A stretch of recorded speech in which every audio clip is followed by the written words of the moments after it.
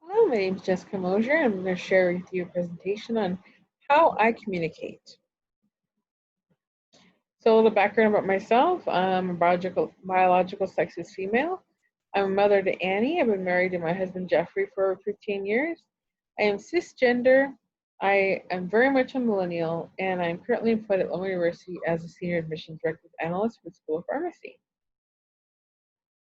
So I took the emotional intelligence appraisal, and I thought I would share my scores with you since the book mentions it. It's a pretty integral part to how we communicate. Um, so self-awareness, 78. So these are out of 100, I believe. So I had my husband take the same test, and he actually scored lower than me, which was kind of surprising. But I guess opposites kind of attract, so it makes a little bit of sense.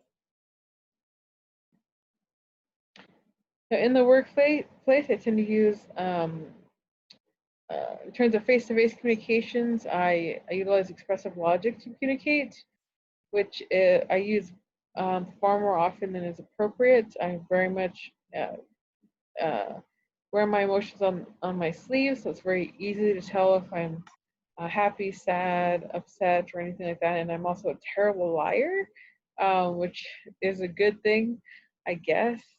I also tend to shut down when I'm faced with difficult conversations. I just go quiet, which is not good if I want to be. I need to learn how to communicate my emotions better. And also, I tend to feel powerless in professional setting because I am surrounded by people who have doctorate degrees and are leaders, deans, faculty, directors. I am very much the lowest rung on the totem pole, so I need to learn to rise above that feeling. Also, I only tend to respond when I'm at the height of an emotion, and often that is often in a defensive manner. I also very much resemble a millennial, so the book describes how millennials need constant praise. It's very hard to offer them criticism, and they were taught that they were very special growing up. So I very much have that as part of who I am, and it's very interesting to learn how that affects my day to day, and how I need to learn to be a better communicator and not um, have that kind of de facto mentality. In terms of Hasta's cultural dimensions, I come from a collectivism culture. I have a low context communication style, very low uncertainty avoidance culture. I'm on the lower end of the this power distance spectrum he describes, mainly because I'm American. Um, we also have a very masculine culture. We have a word for it in Latino culture called machismo. So I've seen that play out often. And also, we have very short term orientation.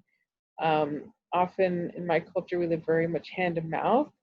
So there's not a whole lot of uh, extra income or disposable income. It's very, um, especially with this economy right now, you can very much see that people don't have 3 months worth of money saved up to live during the hard times. They're usually very much living paycheck to paycheck. In terms of social affiliations, my in group is mothers of small children, people that are married, and millennials. And my out group would be single and dinks, otherwise known as double income, no kids. So I don't have know a lot of people in that group. I'm referencing my Psychology Today Emotional Intelligence test, which I encourage you to take. It's free. And I've learned a lot about myself and how I communicate so far. And there's so much in this book I wanted to cover, but this is just a general glossary of the stuff that stood out to me.